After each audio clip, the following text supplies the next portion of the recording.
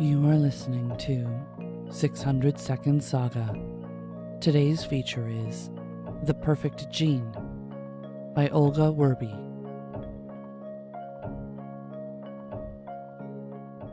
Line up right here. Right here, sir. Ma'am. Am I being clear? The SPA, Space Program Alliance, Administrator, Dr. Tom English pushed his way through a crowded hallway. Thousands turned up for the public call to recruit the new deep space program of astronauts. Thousands showed up, but no one actually read the qualifications that the SPA required from its potential pool of recruits. That, or no one believed the brochure. Tom silently cursed again.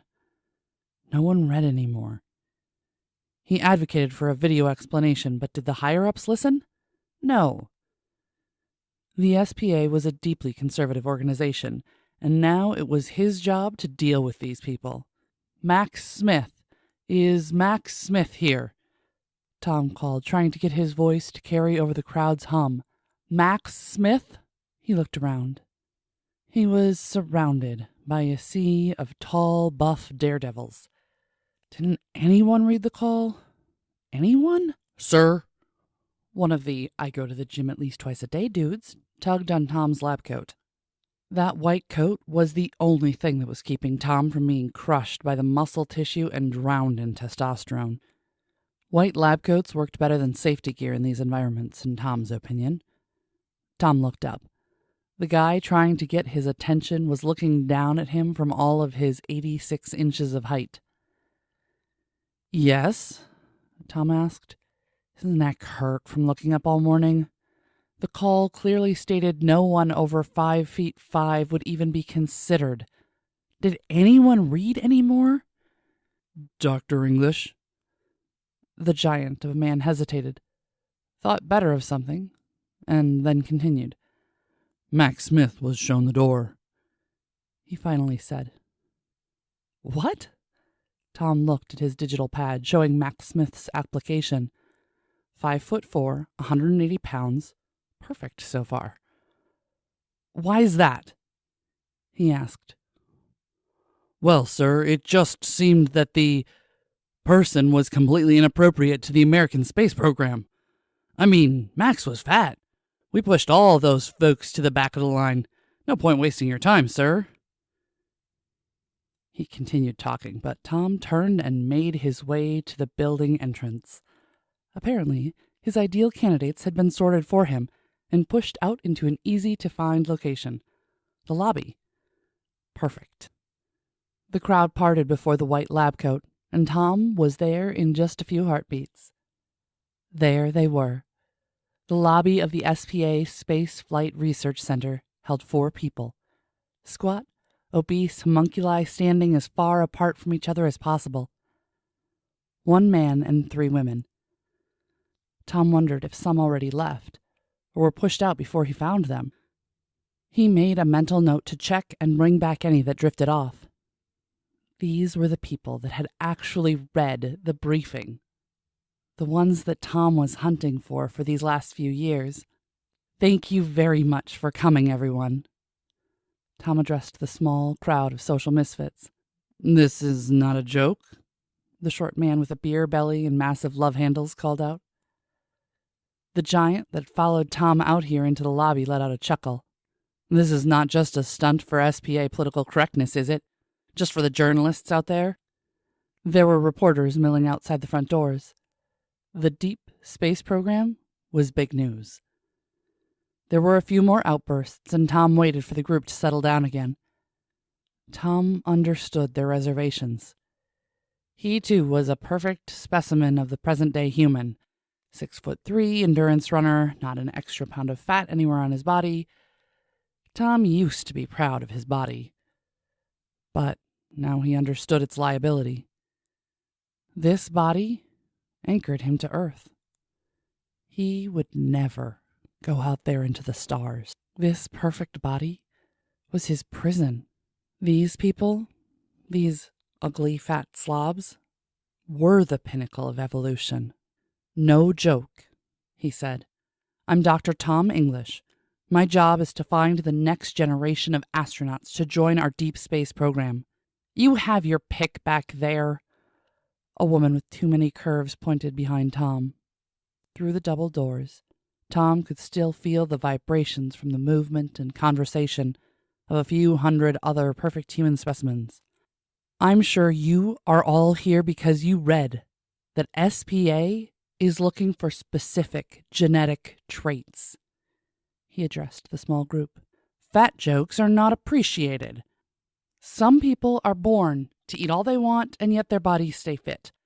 Tom launched into his prepared speech. "That's not who you are." There were murmurs of anger and agreement. The designer babies of the past several decades had all but ensured that the perfect metabolic genes were almost extinguished among the population of modern-day humans. Who wants to have a fat midget baby? After a dramatic pause, Tom spoke again. He had their attention now. "You, my friends, look at ice cream and you put on pounds, isn't that right?" Cheers and jeers propagated like waves across the lobby. Tom waited. When there was a lull again, he continued. "The environment of unlimited rich foods that reigned supreme for the last 2 centuries depleted the human genetic stock of variation. It left few who had the necessary traits to go into space for extended periods of time, who would be able to survive the restrictive calorie diet and even famine of interstellar spaceflight. Those who don't require extra-large space habitat capsules." This time, there were no additional interruptions. "SPA is looking for the slow metabolism genes, for those who can squeeze the goodness out of each and every calorie." Tom looked around, making sure to catch the eyes of all 4 potential candidates. These were the discarded humans, individuals deemed unfit to reproduce or even be seen out among the neo-gods of the present-day Homo sapiens. That was going to change. The genes of these 4 people were about to become the most desirable on the planet. If he was lucky, Tom's lab would be able to guide a selective breeding program for the next generation of astronauts. These 4 could become his starter stock. "Max Smith?" Tom asked. An older woman stepped forward. She showed the obvious genetic trait marks of mixed Polynesian and African descent. Dark skin tones, black curly hair, big bones carrying pounds of extra fat. That was a rarity. With luck, she was still capable of having children. The state-mandated sterilization could be easily reversed. Tom had all of the paperwork for that procedure with him. "I'm Max," she said. She had a deep, velvety voice. "I hope you'd consider joining the SPA program, Miss Smith," Tom said, and stepped forward with an extended hand. The first contact was the most important. The astrobiology team drilled Tom on that. This was The Perfect Gene by Olga Werby. Olga has a doctorate from UC Berkeley with a focus on designing online learning experiences. She has a master's degree from UC Berkeley in education of math, science, and technology. She has been creating computer-based projects since 1981 with organizations such as NASA, where she worked on the Pioneer Venus project, Addison-Wesley, and the Princeton Review. Olga has a BA in Mathematics and Astrophysics from Columbia University. She became an accidental science fiction indie writer about a decade ago with her first book, Suddenly Paris, which was based on the then fairly novel idea of virtual universes. She writes about characters that rarely get represented in science fiction stories: homeless kids, refugees, handicapped, autistic individuals, the social underdogs of our world. Her stories are based in real science, which is admittedly stretched to the very limit of possible. Find more at her blog, interfaces.com, or find her on Amazon or Goodreads and Twitter at Olga Werby. Check our show notes for links. Music is provided by Mads. Learn more about 600 Second Saga, our authors, how to submit your flash fiction, and how to support the podcast in the show notes. This has been Mariah Avix and 600 Second Saga.